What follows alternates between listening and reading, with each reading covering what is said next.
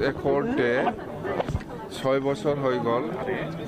সেইটোকে আমি BTC government হিচাপে বড়ো সমাজৰ যিমান দল সংগঠন আছে আৰু সিগনেটাৰীসকল আছে বড়ো পিছ একৰ্ডৰ যেনেকৈ আপসু যেনেকৈ NDFB আৰু বিটিসি বাহিৰত থকা আমাৰ BKWC যিমান লিডাৰ্ছ আছে বা কৰ্মকৰ্তাসকল আছে সকলোকে আমি ইনভাইট কৰি পেলাই আজি বিটিসি গভৰ্ণমেণ্টে 6 যেটো পিছ একৰ্ড 2020-27 সেইটো আমি অবজাৰ্ভ কৰিছোঁ আৰু ইয়াত আমি অলপ আমাৰ হেমন্ত নাৰ্জাৰী ডাঙৰীয়া ৰিটায়াৰ্ড IAS আৰু আমাৰ কোকৰাঝাৰ ইউনিভাৰ্চিটিৰ আমাৰ প্ৰিন্সিপাল VC আমাৰ গণেশ ৱাৰী ডাঙৰীয়াকো আমি মাতিছোঁ আৰু বড়ো সাহিত্য সভা ওমেন জাষ্টিছ ফৰাম মুঠতে বড়ো সমাজত যিমান দল সংগঠন আছে সবকে মাতিছোঁ আমি সন্মান দিছোঁ আৰু এই একৰ্ডটো কেনেকৈ হৈ গ'ল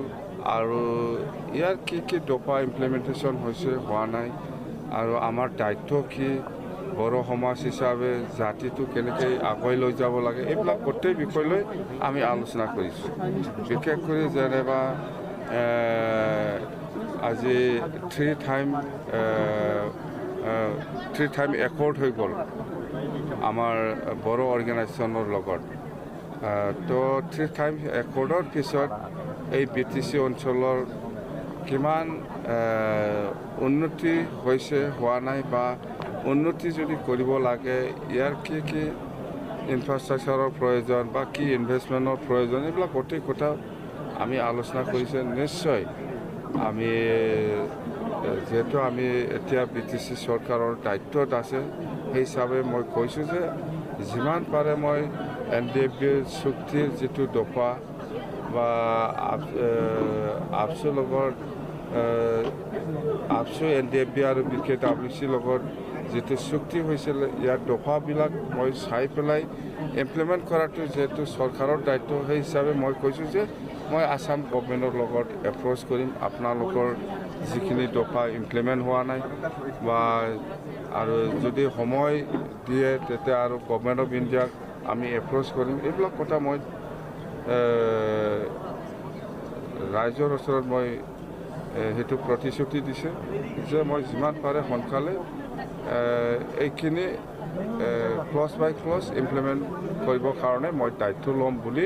মই কথা দিছোঁ যেহেতু ইয়াত কৰিব নোৱাৰা ডাঙৰ কিবা নাই